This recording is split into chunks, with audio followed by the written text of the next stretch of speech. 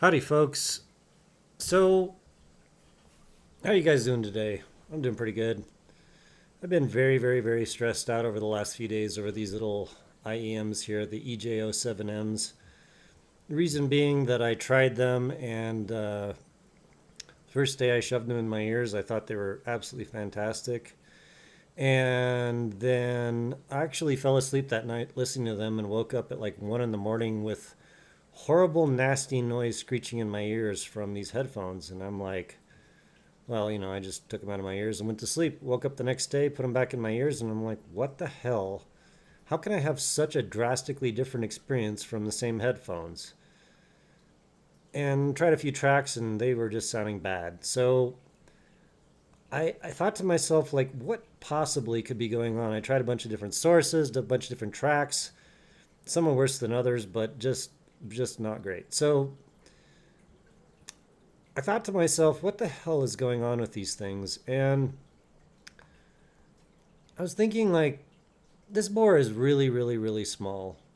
And, on the original EJ07, this is a custom resin tip, and it goes probably like a third of an inch longer than this. I don't know. It's quite a bit. I should probably hold it up to this. But the deal is basically, and by the way, this is not the full review, but I wanted to go over this because I felt like it was important.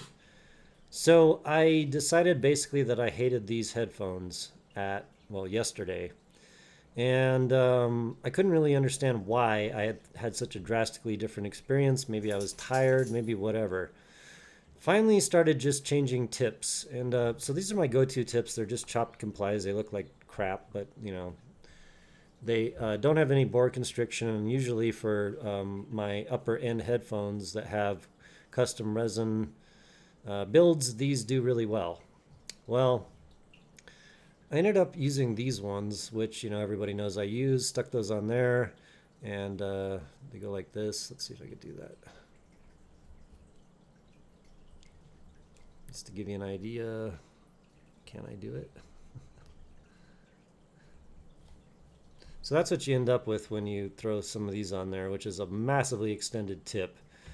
And so I started listening to these, and I'm like, hey, wait a minute, something is up with that. That actually works really well. They sound more like what I listened to on the first day.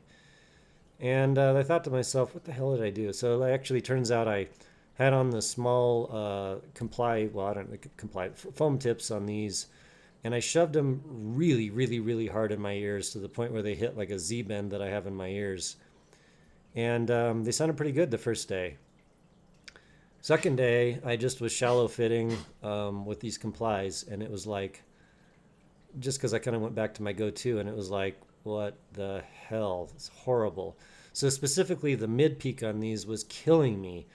And a friend of mine that got these actually complained about the same thing. It was like right around 5K. Things like snares and the upper end of guitars, some percussive instruments were just chopping my head right off. And worse than that was that the coherency of the soundstage was disappearing as I turned the volume level up, and it was just turning into mush. And not so much the frequencies were mush, but my brain was turning into mush. I could not understand what this thing was playing, and it was like, what is going on? So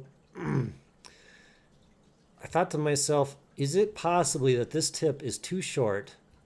And when I stick a tip on, since I can't put this in my ear very far, I've got this massive resonance chamber from the end of the tip into my ear. And since this is so much shorter than everything else I've ever used, is that doing something? And so I thought, well, hell, I got bags of tips here. So I pulled out some Asla, the big, huge, thick ones that are long, and they're in here somewhere. And I put those on here, and in fact, the effect was worse.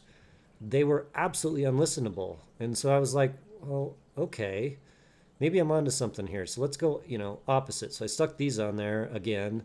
That's better. And then I'm like, well, okay, if these tips are so short, and this creates a inner ear resonance factor, which apparently in my ears is around the mid range. I don't know, it could be anywhere. And there's some other parts of that were resonating. And usually I don't complain about this because, like I said, most of my other high end IEMs have big ass tips that go pretty far in your ears. So they fill up most of my ears, and well, regardless, Never had that problem before. Well, these were quite a thing. So you might be thinking, well, what is that dark thing? Is that the standard nozzle on this? And the answer is no, it's not. This is the Tench Gym Tanya filters. Now, there is a screen under this filter that I left on there, and I asked Shuoer, and they said it was just like it just blocks crap from getting in the bore, but it's not acoustically active. So I thought, well, I'll just go ahead and shove this damper on. These Tench Gym Tanyas, again, $22. They give you like 8 or 10 sets of these dampers in the box.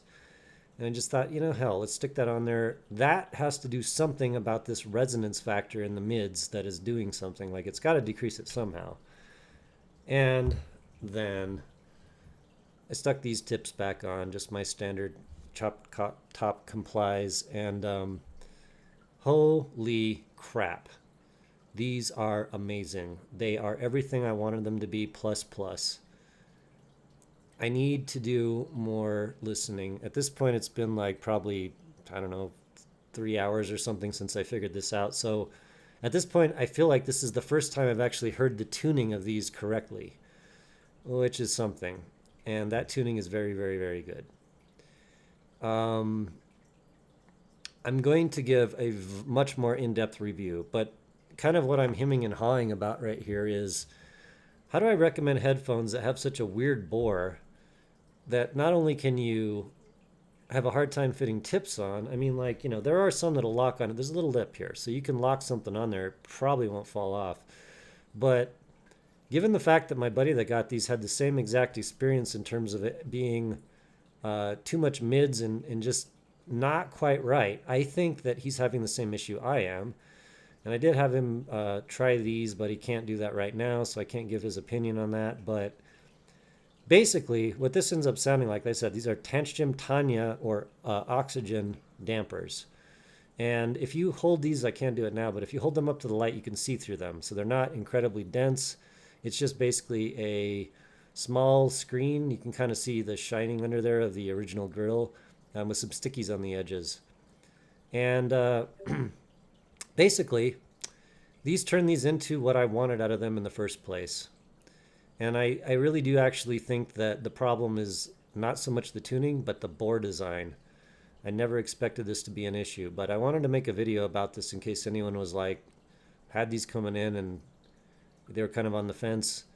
This damper, which by the way, $22, you can buy the dampers for like 8. This takes literally 2 seconds to do. You just stick them on there, done. That is it. If it was any harder than that, I wouldn't recommend this, but that's as easy as it gets. And at the end of this, they're some of the best headphones I've ever heard in my life. And I will expand upon this later, but that's the inside scoop, fellas. You can go with the 3 flange, but honestly, I recommend these for a more easy and shallow fit, so you don't have anything penetrating your ears. And yeah. And again, at the end of the week, I'll follow up with a more thorough review. But now that I have these working the way I want, and the quote-unquote modification is basically nothing or very little, and also reversible, you just pull the damper right off there, and no problems, then I guess I'm going to recommend it. So in any case, have a great day, and I will talk to you on the next one, which will be later this week, probably about these, and also the moondrop variations. Later.